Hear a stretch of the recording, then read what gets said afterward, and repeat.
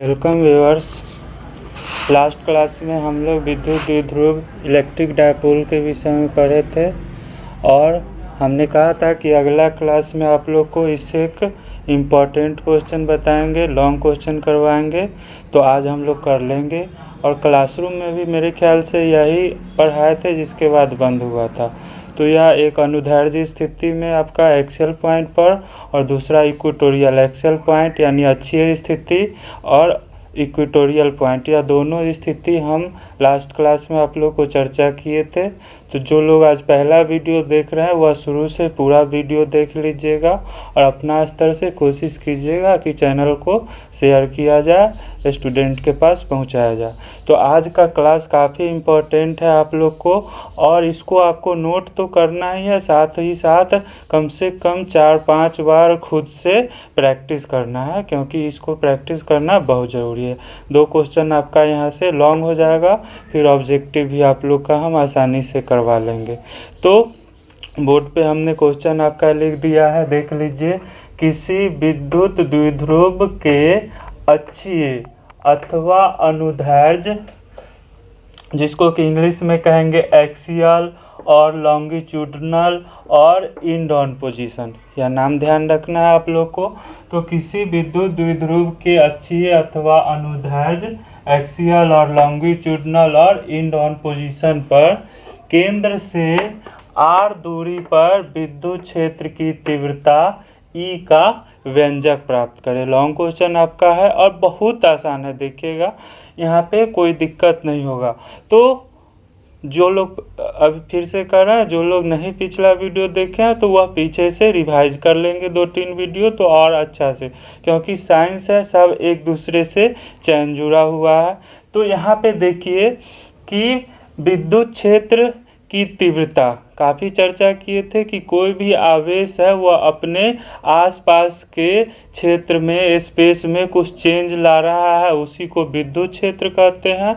और विद्युत क्षेत्र की तीव्रता क्या कह दिए थे, तो इकाई धन आवेश जो बल महसूस करता है। अगर Q आवेश पे या Q0 टेस्ट चार्ज था उस पे F बल लग रहा था तो लिखते थे कि चूँकि Q0 पे F बल, इसलिए इकाई पे F/Q0, जिसको कि कहते हैं E अथवा विद्युत क्षेत्र की तीव्रता। तो वह सब आप लोग पीछे जाके देख लीजिएगा। तो अभी देखिए कि मान लिया कि आपके पास एक विद्युत द्विध्रुव AB है, देख लीजिए यह आपका क्या है, विद्युत द्विध्रुव है, इलेक्ट्रिक डायपोल है। यहाँ पे हमने -Q चार्ज को रखा है, यहाँ पे +Q चार्ज को रखा है। इसका मध्य बिंदु O है आपका और लंबाई A से O तक के लिए है, O से B तक भी L लिए है। तो टोटल लंबाई हो गया आपका 12। ध्यान से समझ लीजिएगा, बाद में आप लोग आराम से नोट कर लीजिएगा। तो A से B के बीच की दूरी हो गई 12, जो कि कन्वेंशनल है। अब अक्षीय स्थिति बताए थे कि दोनों आवेश को जोड़ने वाली रेखा को क्या कहते हैं, उसका अक्ष कहते हैं। यह आपका डायपोल का अक्ष है, इसको एक्सिस भी लिख देते हैं।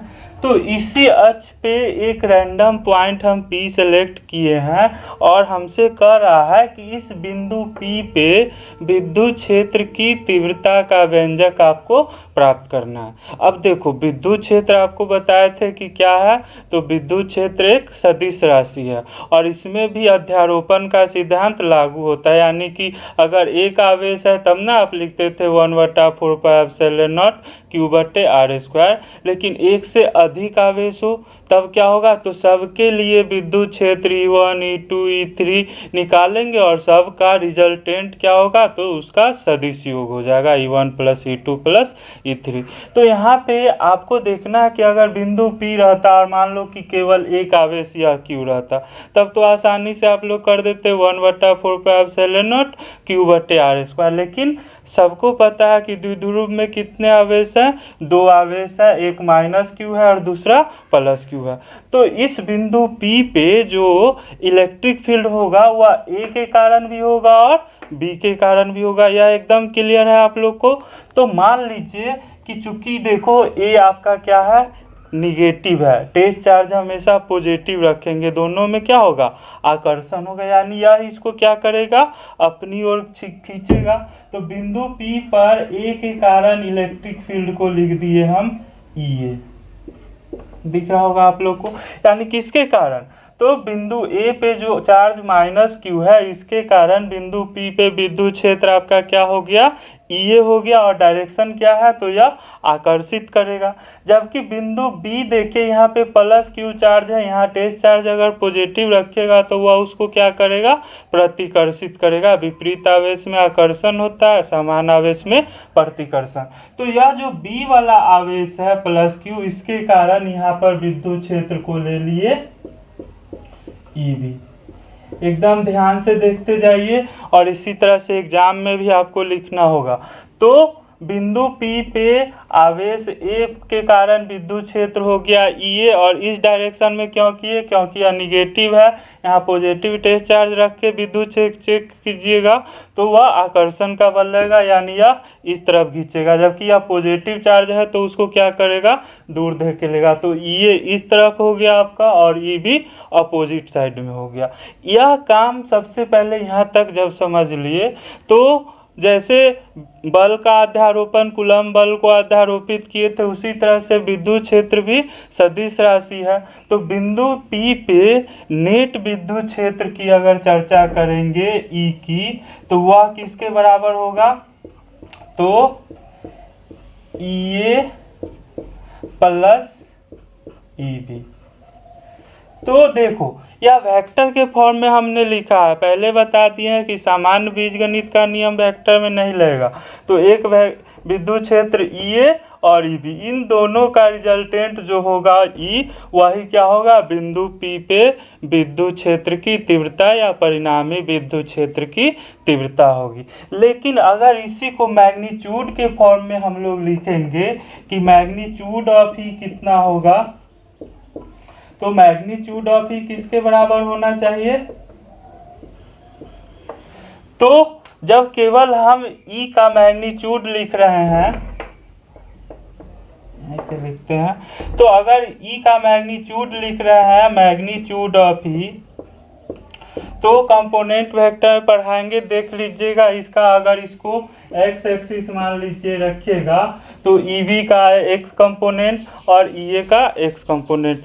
और यहाँ पे समझने के लिए अगर जो लोग वेक्टर नहीं पढ़ रहे हैं, तो सिंपली जानेंगे कि बड़ा में से छोटा को घटा दीजिएगा। अब बड़ा कौन होगा, तो देखो यह +Q आवेश बिंदु P के नज़दीक है, यानी कि EB क्या होगा, स्ट्रांग होगा, नज़दीक से धकेल रहा है तो वह ज़्यादा ताकत से धकेल पाएगा। वेक्टर को अभी हम हटा के बता रहे हैं, नहीं तो कंपोनेंट इसका लीजिएगा, आसानी से हो जाएगा। तो अभी केवल समझ लीजिए एग्जाम के पॉइंट ऑफ व्यू से कि जो बड़ा है, जैसे बिंदु B पे +Q चार्ज है, यह बिंदु P के नज़दीक है, यानी कि इसका बल का मैग्नीट्यूड EB का मैग्नीट्यूड ज़्यादा होगा। जबकि यह जो -Q है, यह बिंदु P से दूर है, तो दूरी है तो बल इसका क्या हो जाएगा, घट जाएगा। तो इस कारण से मैग्नीट्यूड ऑफ E आपका क्या हो जाएगा, तो magnitude of EB minus magnitude of EA। देख लीजिए, या आपको बताया है कि इस तरह से अगर तीर का चिन्ह देते हैं तो ऐसे भी वेक्टर को लिखते हैं, या फिर इसको सिंपली आप लिख दीजिएगा, अगर तीर का चिन्ह इसके ऊपर से हटा दिए तो इस E का मतलब और इस E का मतलब सेम ही है। तो थोड़ा सा नोटेशन भी सीखते जाना, और वेक्टर का क्या ध्यान से आप लोग देख लीजिएगा पूरा, तो कंपोनेंट भी समझ में आ जाएगा, तो फिर हमको इतना यहाँ पे दिक्कत नहीं होगा। तो एक बार फिर से आप लोग ध्यान दीजिए कि बिंदु A के कारण यहाँ पे बिंदु P पे इलेक्ट्रिक फील्ड EA था, बिंदु B के कारण इलेक्ट्रिक फील्ड EB था। अब रिजल्टेंट इलेक्ट्रिक फील्ड E, तो यह दोनों का सदिश योग होगा, EA प्लस EB होगा।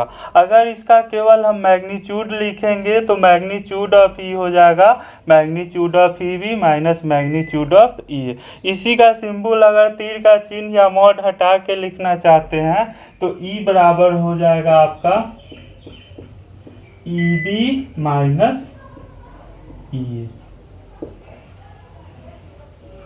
तो अभी के लिए इसको हम इक्वेशन 1 लिख देते हैं। अब यहाँ पे देखो कि ई का मान निकालने के लिए हमको क्या निकालना पड़ेगा, ई बी निकालना पड़ेगा और ई ए निकालना पड़ेगा। अब चूंकि ई बी क्या है तो माइनस क्यू आवेश के कारण चार्ज है, तो आसानी से आप लोग लिख सकते हैं कि हम जानते हैं कि, अब ई बी का मान आप लोग निकालिए, तो केवल मैग्नीट्यूड लिख रहे हैं इसलिए प्लस माइनस का चिंता आपको नहीं करना है। तो ई बी बराबर क्या होगा, तो 1/4 पाई एप्सिलॉन नॉट, और आवेश आपका क्या है क्यू, और बीच की दूरी, तो बिंदु ए और बिंदु पी के बीच की दूरी ध्यान से सोचो कितना हो जाएगा, ए से कहाँ तक जाना है आपको, पी तक जाना है। तो ए से पहले ओ तक आइएगा, यह दूरी देखो एल है, और फिर ओ से पी की दूरी आर है, तो कितना हो जाएगा आर प्लस एल का होल स्क्वायर। या आपका इलेक्ट्रिक फील्ड का परिभाषा आपको पता था, अगर कोई आवेश Q है और उससे r दूरी पे आप विद्युत क्षेत्र निकालते थे तो ई बराबर क्या निकाले थे, 1/4 पाई एप्सिलॉन नॉट Q/r²। यह हम लोग पहले कर चुके हैं। तो यह माइनस क्यू आवेश के कारण जो इलेक्ट्रिक फील्ड आपका है, सॉरी इसको ई भी लिख रहे हैं, इसको ई ए लिखिए। तो यह ई ए का मान अगर हम लोग निकाल रहे हैं किसके कारण, बिंदु ए पर जो आवेश माइनस क्यू है उसके कारण, तो ई ए का मान हो गया 1/4 पाई एप्सिलॉन नॉट Q/r+L का होल स्क्वायर। क्यों हो गया एक बार अच्छा से जान लीजिए कि यह आवेश माइनस क्यू जो है बिंदु पी से कितना दूरी पे है, तो यहाँ से यहाँ तक देखो एल है और यहाँ से यहाँ तक आर है, तो टोटल दूरी हो गया r+L का होल स्क्वायर। यहाँ तक क्लियर है। ठीक इसी तरह से ई बी बराबर आपका हो जाएगा 1/4 पाई एप्सिलॉन नॉट Q/, अब देख लो आवेश आपका कहाँ है, ई बी किसके कारण निकालना है, बिंदु बी पर के आवेश के कारण, और यहाँ से और बिंदु पी का दूरी कितना होगा, तो सोच के देखिए यहाँ से और यहाँ तक का दूरी निकालना है। हमको पता है कि यहाँ से यहाँ तक r है और यहाँ से यहाँ तक l है, तो क्या हो जाएगा, तो r में से यह l आपका घट जाएगा, बचेगा r-l का होल स्क्वायर। यहाँ तक मेरे ख्याल से क्लियर होगा सब लोग को। एक बार और अच्छा से सब लोग देख लीजिए, यह आपका इलेक्ट्रिक डायपोल है, विद्युत द्विध्रुव है ए बी। अब एक ए पे आवेश है आपका माइनस क्यू, बी पे आवेश है प्लस क्यू, इसका केंद्र ओ है और केंद्र ओ से देखो आर दूरी पर एक पॉइंट पी लिए हैं। बिंदु पी पे हमें परिणामी विद्युत क्षेत्र की तीव्रता ई का मान पता करना है। तो यह माइनस क्यू आवेश के कारण बिंदु पी पर विद्युत क्षेत्र हो गया ई ए, और प्लस क्यू आवेश के कारण बिंदु पी पर विद्युत क्षेत्र हो गया ई बी। यह ई ए का डायरेक्शन इस ओर क्यों रखे हैं, क्योंकि यह निगेटिव चार्ज है, पॉजिटिव चार्ज को अपनी ओर खींचेगा, जबकि यह पॉजिटिव है तो यह क्या करेगा, दूर धकेलेगा। तो बिंदु P पे अगर हमको नेट इलेक्ट्रिक फील्ड E निकालना है तो वह इन दोनों का क्या होगा, सदिश योग होगा, तो E बराबर हो जाएगा EA प्लस EB। लेकिन जब मैग्नीट्यूड की केवल चर्चा करेंगे कि उसका परिणाम कितना होगा, तो चूंकि B वाला आवेश इसके नज़दीक है तो यह ज़्यादा ताकत से धकेलेगा, यह दूर है बिंदु P से तो यह कम ताकत से धकेलेगा।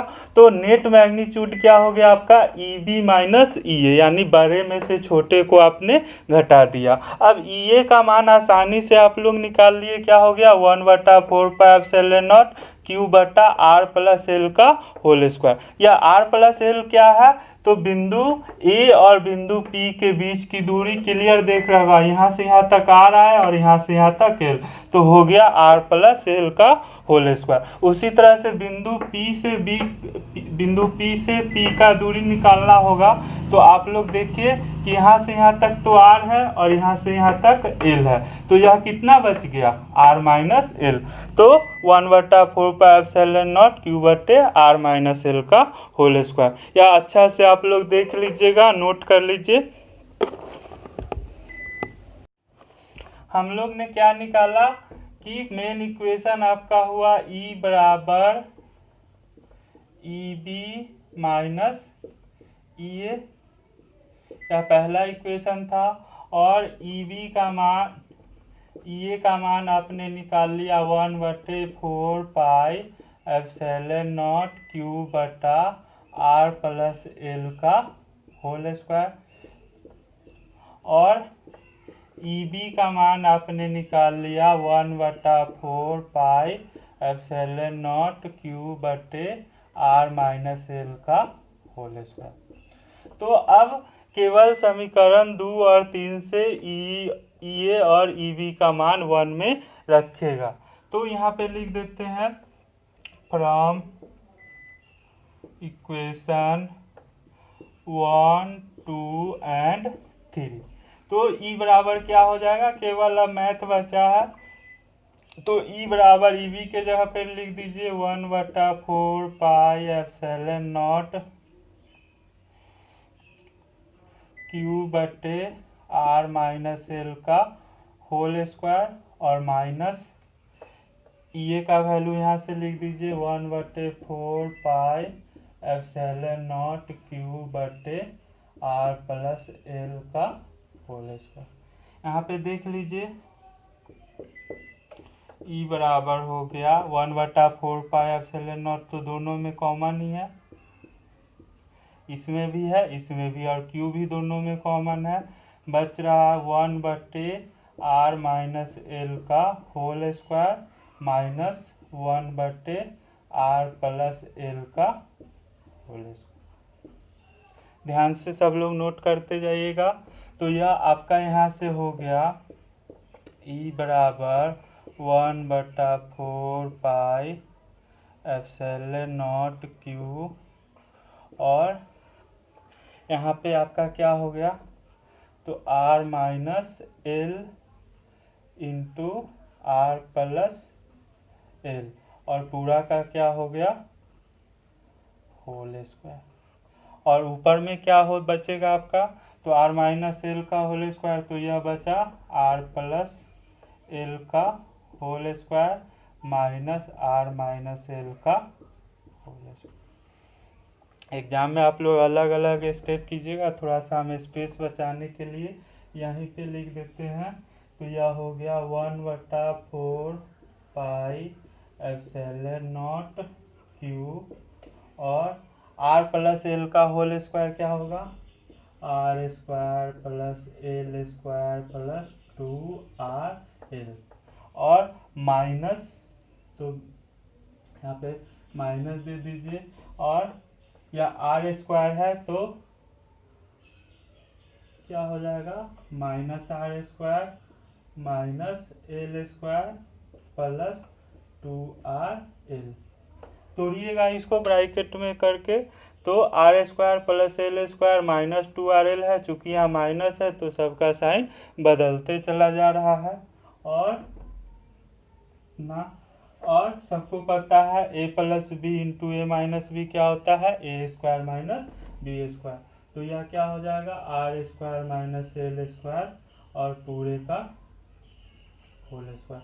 देखो R स्क्वायर कैंसिल हो गया आपका, एल स्क्वायर भी कैंसिल हो गया, बचा 2RL प्लस 2RL। तो यह E बराबर हो गया 1/4 पाई एप्सिलॉन नॉट क्यू, और अंदर में आपका बच रहा है 4RL बटे R square minus L square का होल स्क्वायर। ध्यान से देख लीजिए, आप लोग बिल्कुल एकदम टारगेट तक आ चुके हैं। केवल यहाँ पे आपको एक चीज़ पता है कि डायपोल मोमेंट P का वैल्यू क्या होता है, तो दोनों में से कोई एक आवेश Q और बीच की दूरी 2L, यानी कि P का वैल्यू होता है 2Q एल।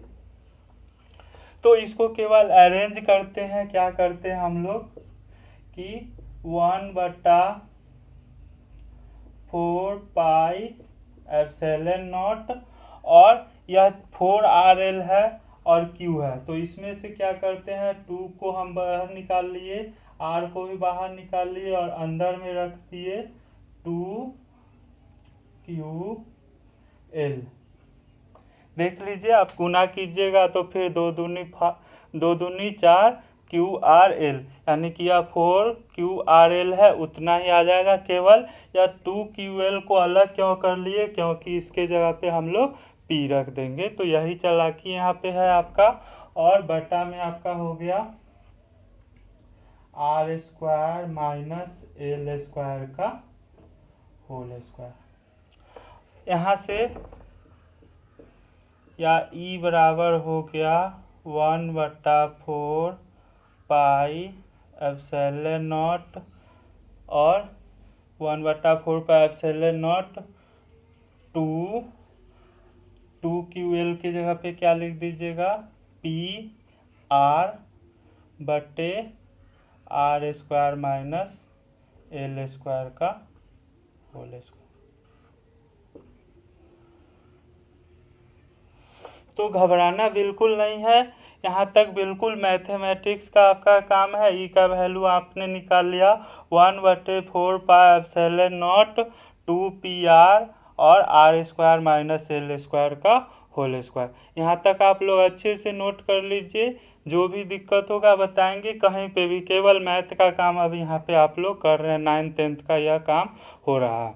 तो इसके बाद हम अप्रोक्सीमेशन ले लेते हैं। तो हम इस रिजल्ट तक पहुंच चुके हैं, E बराबर 1/4 pi epsilon not 2PR/R² minus L² का होल स्क्वायर। अब इसी को थोड़ा सा और हम लोग करते हैं कि यह 1/4 पाई एप्सिलॉन नॉट, आप लोग को एक एक स्टेप समझ में आए इसलिए हम ज़्यादा स्टेप कर रहे हैं, सबको तोड़ते जा रहे हैं। यह हो गया आपका 2PR बटे, अब देखो R² को अगर कॉमन लेंगे तो क्या बचेगा 1 माइनस L² बटे R², और पूरा का होल स्क्वायर। यानी कि R² हमने केवल अंदर में कॉमन ले लिया, इसके अंदर या स्क्वायर जहाँ था वैसे ही रहने दिए हैं। तो R² कॉमन लिए, बचा 1 माइनस L² बटे R² का, और यह होल स्क्वायर तो आपका जहाँ था वहीं छोड़ दिए हैं।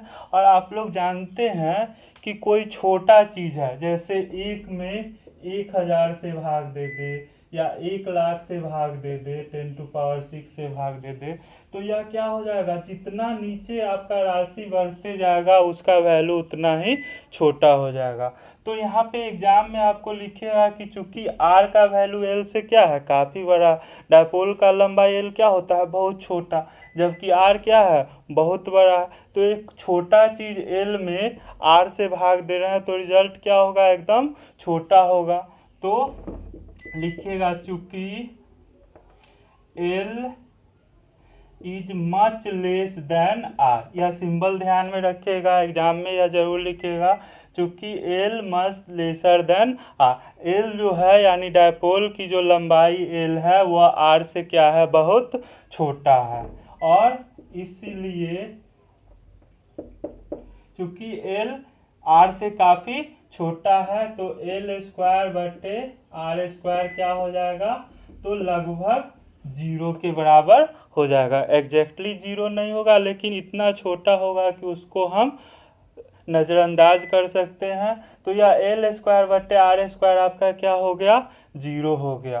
तो जैसे ही L² बटे R² 0 हो जाएगा, E का वैल्यू हो जाएगा 1/4 पाई एप्सिलॉन नॉट 2PR, और नीचे केवल बचेगा R² इंटू 1, यह तो 0 हो जाएगा, टेंडिंग टू 0।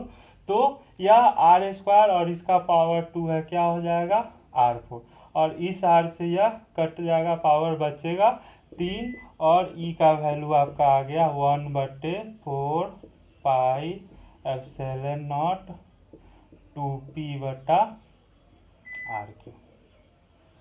यह आपका केवल मैग्नीट्यूड निकाले हैं, E बराबर 1/4 पाई एप्सिलॉन नॉट 2P/R3। इसको थोड़ा सा केवल यह करना है कि अगर इसको वेक्टर के फॉर्म में लिखेंगे तो सदिश फॉर्म में अगर लिखेंगे तो अगर इस पे तीर का चिन्ह देंगे तो या तो मैग्नीट्यूड, वेक्टर को दो चीज़ चाहिए, मैग्नीट्यूड और डायरेक्शन। तो मैग्नीट्यूड हो गया 1/4 पाई एप्सिलॉन नॉट 2p/r3 और रिजल्टेंट टी का वैल्यू किधर होगा तो दाहिनी तरफ होगा क्योंकि ईवी का मान अधिक था। तो इसका दिशा लिख दीजिए फ्रॉम निगेटिव टू पॉजिटिव और इसी को दूसरा फॉर्म आपका हो जाएगा E बराबर 1/4 पाई एप्सिलॉन नॉट और P पर अगर तीर का चिन्ह दे दिए तो चूंकि P का भी दिशा बताए थे, डायपोल मोमेंट का दिशा निगेटिव से पॉजिटिव की ओर है, तो अगर इस पे तीर दे दिए तो यह लिखने का भी आवश्यकता आपका खत्म हो गया क्योंकि इसके पास अब डायरेक्शन भी आ गया। तो यही आपका व्यंजक है, अच्छा से नोट कर लीजिएगा, दिक्कत होगा फिर से बताएंगे। तो किसी विद्युत द्विध्रुव के केंद्र O से R दूरी पर विद्युत क्षेत्र की तीव्रता का व्यंजक आपका हो गया E बराबर 1/4 pi epsilon not 2p/r3। Video ज़्यादा लंबा होने जा रहा है तो इस पे और चर्चा करेंगे, इससे आपका ऑब्जेक्टिव बनेगा, सब्जेक्टिव बनेगा। तो आप लोग अच्छा से रिवाइज कीजिए और इसको नोट करके 3-4 बार खुद से यह रिजल्ट लाने का प्रयास कीजिए, यह इम्पोर्टेंट है एग्ज़ाम के लिए, ध्यान रखिएगा इस बात। धन्यवाद।